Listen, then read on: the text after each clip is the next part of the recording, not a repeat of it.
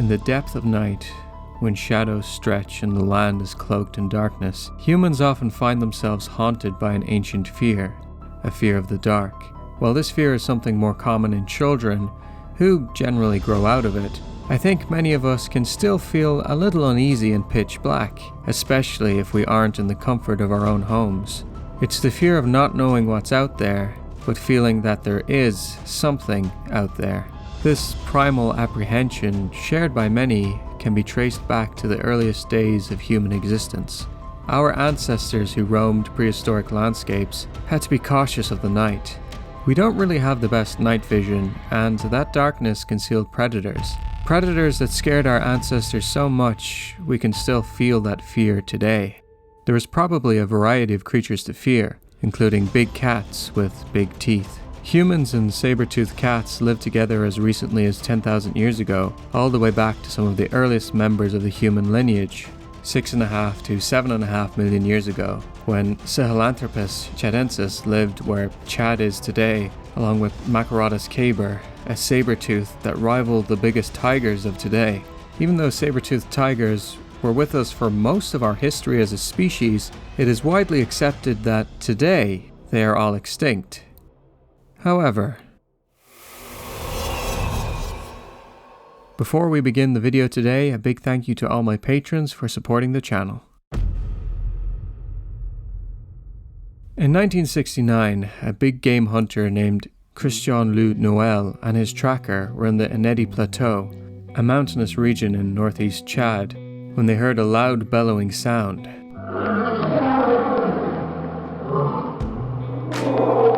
The tracker, who was terrified, explained to Christian that the sound came from a mountain tiger, an animal described as being larger than a lion with huge saber-like canines.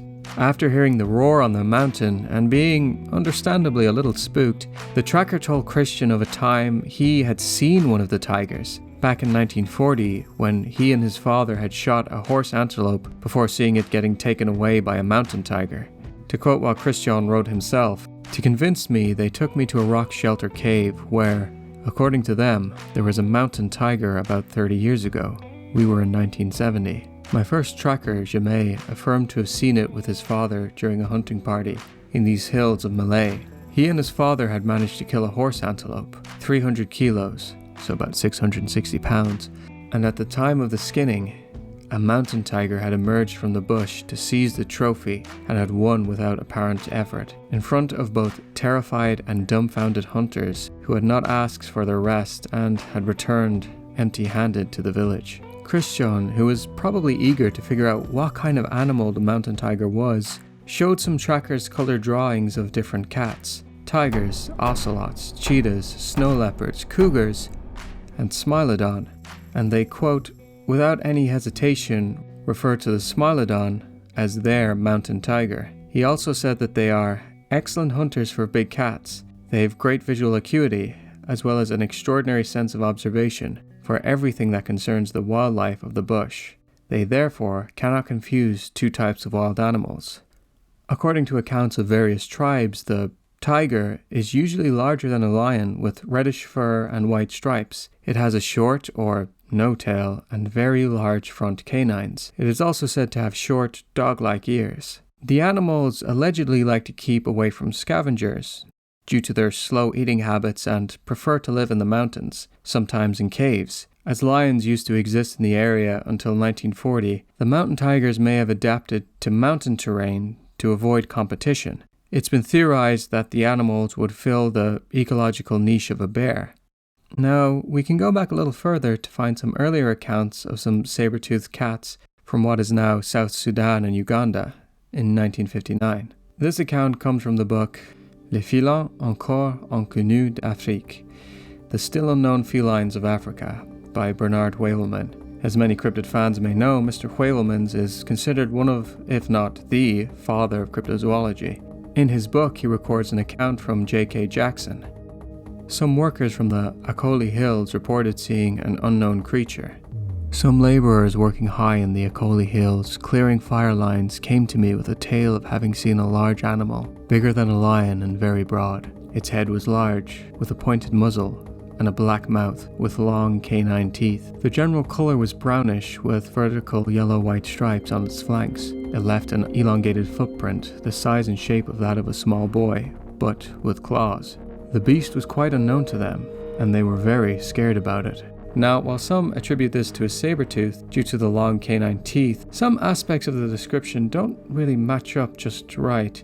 The pointed muzzle doesn't really sound particularly feline, and in fact, it seems that Jackson came to a different conclusion altogether. He thought it was a Nandi bear, a different cryptid altogether. When Jackson conveyed this information to Inspector of Hunts at Torit, Major Anderson told him, like most Nandi bears, it was probably an aberrant spotted hyena, and I guess Jackson agreed. But there are more accounts from Chad. In the book Mystery Cats of the World Revisited by Dr. Carl Schuker, he writes of an account published in a travelogue called Travers l'Afrique Francaise, or Across French Africa, by Lieutenant Colonel André J.V. Just a quick side note, many of the original sources are going to be written in French, as they come from former French and Belgian French-speaking colonies in sub-Saharan Africa, so apologies for my pronunciation. Anyway, in this log, there is a creature in Chad's Ouada district called Yassau, a big feline that resembles a bear and is plantigrade, walks on the soles of its feet. Felines, however, generally are digigrade. Their heels don't touch the ground. An interesting distinction, and Dr. Schuker points this out in his book, even saying, there was once a most unusual type of cat whose hind feet were at least partially plantigrade. This was Homotherium, the scimitar cat, which happens to have been a saber-tooth. Coincidence? Interesting point. However, this book was published in 2020, and a paper titled Behavior of Homotherium in Light of Modern African Big Cats by Maricusio Anton in April 2020 seems to suggest that Homotherium was a proper digigrade, so it's hard to say. There also isn't an account of the feline having the saber-like teeth in Dr. Schuker's retelling. I would like to get my hands on the original, but it costs hundreds of dollars and has only been published in French. I imagine Dr. Schuker would have noted the description of teeth if they were there. There is also a variety of mountain tiger that is said to be maned, a melanistic variety that is mostly nocturnal, the Hagel or Hagel. In the book Mysterious Creatures, A Guide to Cryptozoology by Eberhard George M., according to an anthropologist, Jean-Francois Vincent, the Hagel is said to be larger than a lion, but like a lion it has a mane. The tail, however, is much shorter, and of course it has very long fangs, which apparently make it difficult for the animal to open its mouth.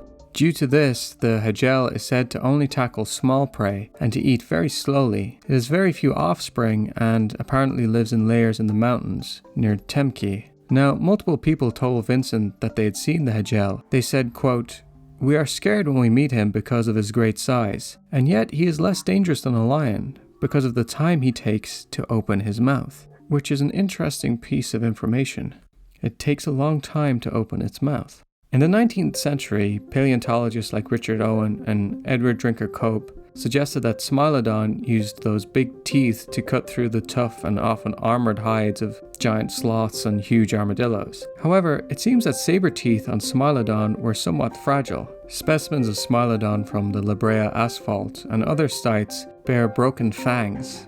Paleontologists like Julie Meechin and Juje Jack Sheng have suggested that due to the fragility of the teeth, it may have come down to those thick Smilodon arms to pin its prey when it ambushed, and then it would use the teeth to either rip the throat or make a piercing killing bite, severing the cardioid artery. Now, we don't know for sure which of these methods it used, assuming it was one of them, but it would be different from our modern day big cats who engage a throttling bite to clamp down on the throat of large prey to crush the windpipe.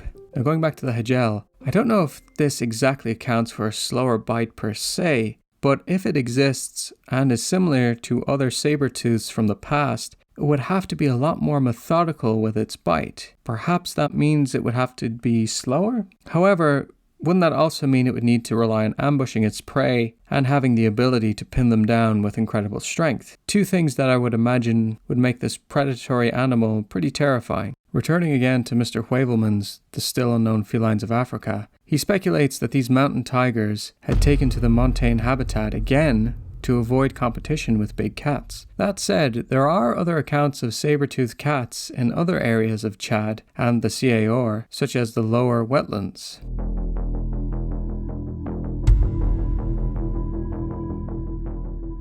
There are reports of animals, sometimes described as being more aggressive, that live in swamps and wetlands that also have saber teeth. There are a variety of different names for those water cats, given to them by the different tribes. Sometimes they're called the Maru Ngo, the water leopard, the Dilali, water lion, the Zeti Ngu, water panther. They all seem to be feline. Again, returning to the book Mystery Cats of the World, there's an interview from 1934 in which a creature, somewhat larger than a lion, with a coat similar to that of a leopard, emerged from the Kukokoro River, close to a soldier in a canoe. The creature seized the man and dragged him into the water. Certainly an odd creature. Many large cats are swimmers, but these animals seem to spend a lot of time in and even under the water. A search was launched for the Maru Ngu by the Belgian cryptozoologist Eric Joy and his hunting guide, Willie Bloom, in the early 90s. Thankfully, an article written on cryptozoologia.eu gives us an account of what they found. Now, unfortunately, they didn't witness any of these animals themselves, but they did collect interesting testimonies. The first they collected from a 50-year-old man named Dennis, who had been a diamond prospector and had claimed to see one of these water panthers. Dennis had his sighting in the early 1960s. Only the creature's head and shoulders emerged from the river, and it looked from left to right, as if searching for something. Dennis never saw the footprints of the creature, but told them the creature usually hunted in pairs. Joy also got a lead about an old fisherman called Gaspard, who apparently had a sighting. It took Joy and Bloom 3 days to find his camp, and when they interviewed him, he said no, that he had never seen a water panther. But Joy wrote that he was, quote, obviously lying, which I don't know how you can be certain of that. But Joy reasoned that Gaspard didn't want to tell the truth to foreigners he didn't know. Maybe that was the case. I don't know how they can be certain he was lying, though. They were more successful when they got a testimony from an African guide named Marcel. Marcel had his sighting in the 1980s while fishing. The creature sprinted at him from behind, scaring Marcel, understandably so, before jumping into the water. He said it was the size of a cheetah. Marcel also said there are usually 2 of them, and one waits in the water, and then the other goes behind the prey to chase it into the water to the one that's in wait. Though in the case of this sighting, Marcel seemed to think there was only one. Joy showed him an image of a royal cheetah, but Marcel said the water panther was a different animal. And then the 2 men had another lead, a native hunter who had a strange skin. Joy had to return home to Belgium, but Bloom stayed on and was able to get a photo of the skin. Examining the photo, Joy identified it as belonging to the African golden cat. So, could the golden cat be our water panther? Well, Joy seems to think it's a good possibility. Now, I probably should mention there's a variety of different explanations for what the creature could be. The Moro Ngo is sort of an all-encompassing word. Sometimes it can translate to be an otter-like insectivore. But Joy claims that this doesn't really match up with the accounts. The golden cat, on the other hand, is a little closer to the description. It even has large prominent canines. Not only that, but Mr. Heuvelman actually had a similar idea, and in a letter he sent to Joy, and this letter was sent to Joy before they had seen the picture of the skin, he theorized that, quote, nevertheless, think of the golden cat, of which we know nothing, as it is discreet, but it is large for a cat, not to mention the non-retractable claws and the webbed toes on the hind legs. Now, Chad and Car aren't the only places where we have sightings of living saber-tooths. It seems that Senegal has some too, or at least it did. The naturalist Owen Burnham spent most of his youth there, and the peculiar thing is that hunters in the Casamance area, which is in South Senegal, say that there used to be a large species of cat that they called the Wanjilanko. It was described as being striped, having very large teeth, and was so formidable it could kill lions, though it is said to be extinct now. It does seem big cats have struggled in Senegal. The area may have had thousands of lions in the 18th century. There are now only estimated to be about 20, and even the few that are left are often killed when they ventured out of the national park and attack livestock. and the Casamance area in southern Senegal seems particularly at risk. According to the CIA World Factbook, pressing problems exist with diminishing wildlife populations, which are threatened by poaching, deforestation, overgrazing, soil erosion, desertification, and overfishing. Tree cover in Casamance is severely threatened by illegal logging too. So, if there was a species of saber-tooth there in the last few hundred years, it's easy to see how it may have become extinct. So, could saber-tooth tigers have survived in some regions on the African continent? Well, here's the interesting thing. It's not just Africa.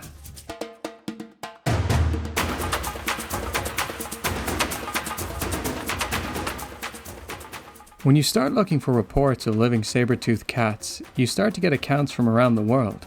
If we jump across the Atlantic, we have reports of the tigre dentero, or tapir-eating tiger, and the cloud forests of Venezuela, Colombia, Ecuador, and Peru. This animal is around the size of a jaguar, sometimes a little smaller, with brown fur, a short tail, and of course, large fangs. Reported sightings go back to at least the 60s. There was a man named Peter Matheson, who was an American novelist, naturalist, wilderness writer, and former CIA agent. He authored many books on wildlife and wild cats, including books on snow leopards and on tigers. In one of his books titled Cloud Forest, a chronicle of the South American wilderness, he writes about an interesting conversation he had with a French-Canadian man named Piquet in Belém, Brazil.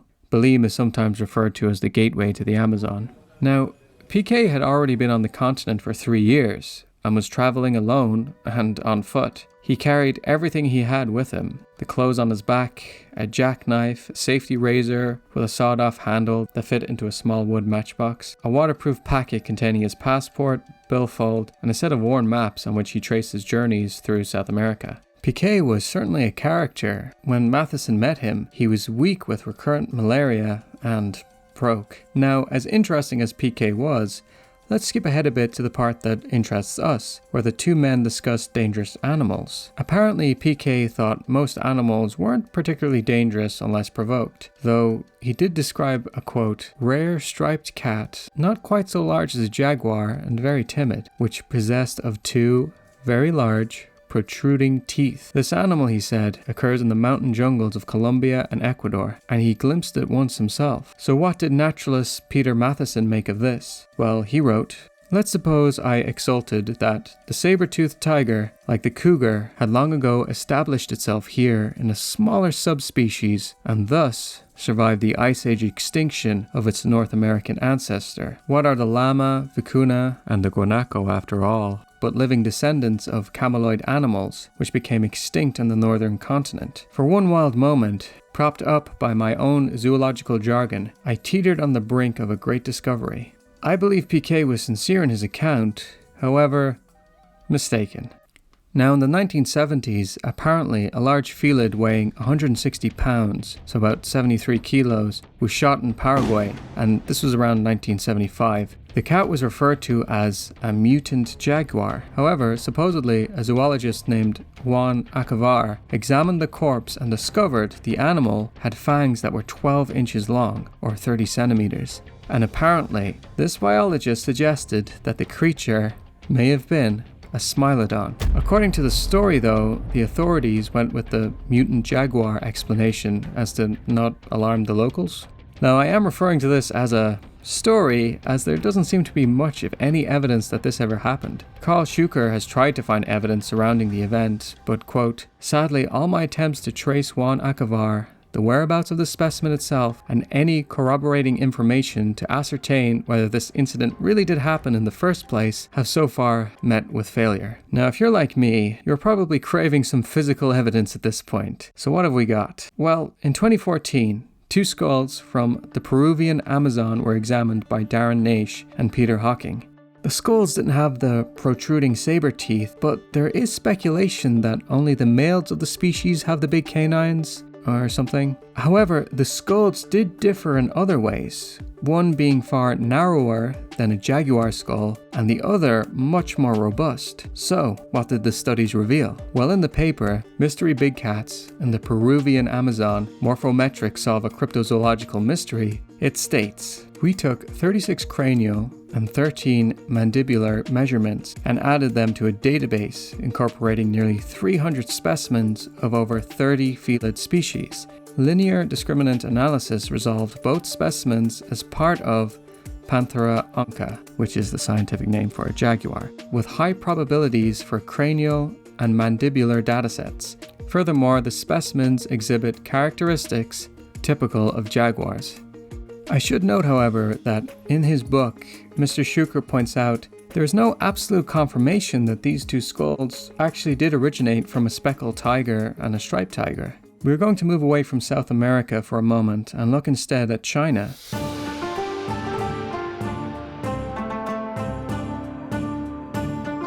Specifically the Shennongrao Forestry District and the Huping Mountains, where they have accounts of saber-toothed cats. This is also the area where accounts of the Yeren come from. I wonder if they're friends. The creature is named Guo Xinwang, a creature bigger than a tiger with yellow stripes and long, downward curved canine teeth. Similar to the Tigre Dentero, some of the first recorded reports of the Guo Xinwang seem to come from the 1960s. Another parallel is that there are reports of some being shot and killed, but the remains were either lost or destroyed.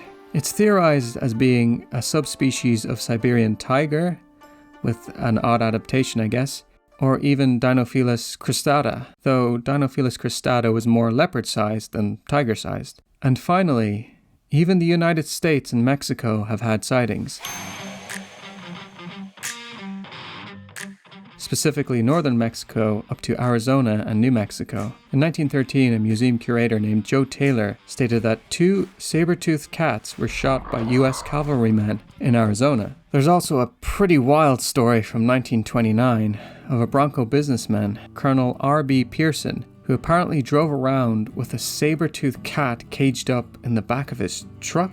The creature was described as being 800 pounds, looks like a combination of a tiger, lion, and cougar, growls like all of them together, has claws like a cat, stripes like a tiger, a square snout, shaggy hair, and tusks in its mouth. Pearson claimed that he fed it a calf every couple of days. So where did he get this creature? Well, he claimed that he and 6 other men captured it southwest of Mexico City in 1928, and that the animal had already killed several people. He planned to take the creature to be identified in DC by the National Zoological Society, but his truck apparently overturned in Iowa and the animal escaped, at which point Pearson claimed his pet resembled a gorilla and was not dangerous. What? Many people think this story was a hoax. We have more accounts though. In 1946, a man named Jerry Padilla claimed to have a deceased relative who had seen a saber-toothed cat on a remote mountain road in northern New Mexico during the night. More recently, in 1994, there was a report of a saber-toothed cat from northern Mexico from a Mr. Roberto Gutierrez. Seems far-fetched to think of a large saber-toothed cat hanging around in the US, but we do know on rare occasions that jaguars have traveled to New Mexico and Arizona. A male was photographed in the Dos Cabezas Mountains on January 6, 2021. Now here's the thing. I think it's good to be skeptical, and I think there isn't much, if any, hard evidence to go on. But a little part of me is open to the possibility of some of these cats existing today because, well, for one, to put it bluntly, cats are sneaky as heck. Now, thousands of species are discovered every year, but when it comes to animals, the new discoveries are generally pretty small creatures. There are some exceptions like the Saula in 1992, and that's reasonably big. But usually if you go through the lists, you get things like small fish, frogs, arachnids, insects, etc. But if there are any large creatures that can remain undiscovered, it's gotta be cats, right?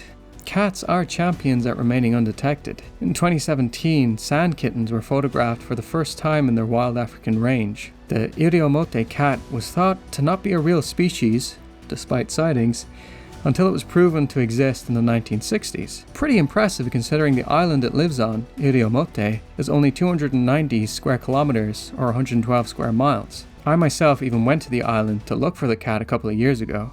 I drove up and down a section of road that was a hot spot for sightings, and I walked through different forests and around the coast, and other hotspots where there had been a lot of sightings, and I didn't see any cat or any sign of it, despite there being about 250 adults on the island, and honestly, that doesn't surprise me at all. I didn't really even expect to see it. The Iriomote cat isn't particularly large, but if a population can survive on 112 square miles while remaining undetected for years, what could hide in a few thousand square miles? Perhaps not a creature as big as the biggest Smilodon of times past, just because it's speculated they went extinct due to their prey going extinct, so it might be difficult for them to survive today. But perhaps smaller Smilodons could survive. But then, even if there are undiscovered cats, would they really have saber teeth? Well, to be fair, in some accounts, I didn't really get the sense that they definitely did have saber teeth, just because some descriptions were a bit vague. I mean, having big teeth doesn't necessarily mean saber-tooth. Like, you might describe a lion or a tiger as having big teeth, and they do have big teeth, but they're not saber-tooth. That said though, at the same time, I don't see why not. Saber teeth have evolved many times in the animal kingdom, from proto-mammals, even in herbivorous land animals and fish. In fact, it developed in nimrovids, they look like cats but weren't, and in barborophylids, which also weren't cats. And then we have the true saber-toothed cats, the Homotherium and Smilodon. The thing is, saber teeth have evolved independently many times, and failing that, some mutations could create long, if not necessarily, saber teeth. I mean, we see it sometimes in domestic cats. Perhaps a random mutation that caused larger canines could be passed down in populations of these secretive cats.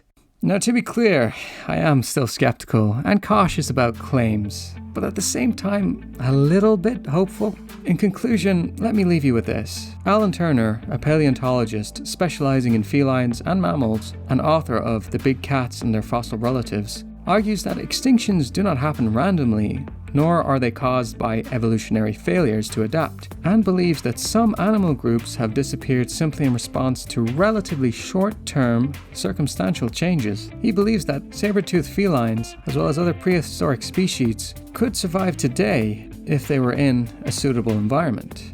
So what do you think? Will we find some saber-tooths still out there today? Thank you for watching this video. I hope you enjoyed it. There are a surprising amount of cryptid cats out there, with literal entire books written on the topic. So let me know if there are any others you want me to cover. I highly recommend, if you're interested, to read the book Mystery Big Cats of the World by Dr. Carl Schuker. It's a great read. One more final thing before I go. I was thinking maybe once a month I could take some of the money from the channel and donate it to a wildlife-related cause. Maybe something that's sort of covered in the video. I think this month, maybe it makes sense to donate it to the lions in Senegal. Protect some of the big cats that we know we definitely do have for the time being. And maybe next time I can put up a poll and you can vote where it goes. So let me know if you like the idea. Anyway, thanks again for watching, and I hope you have a great day.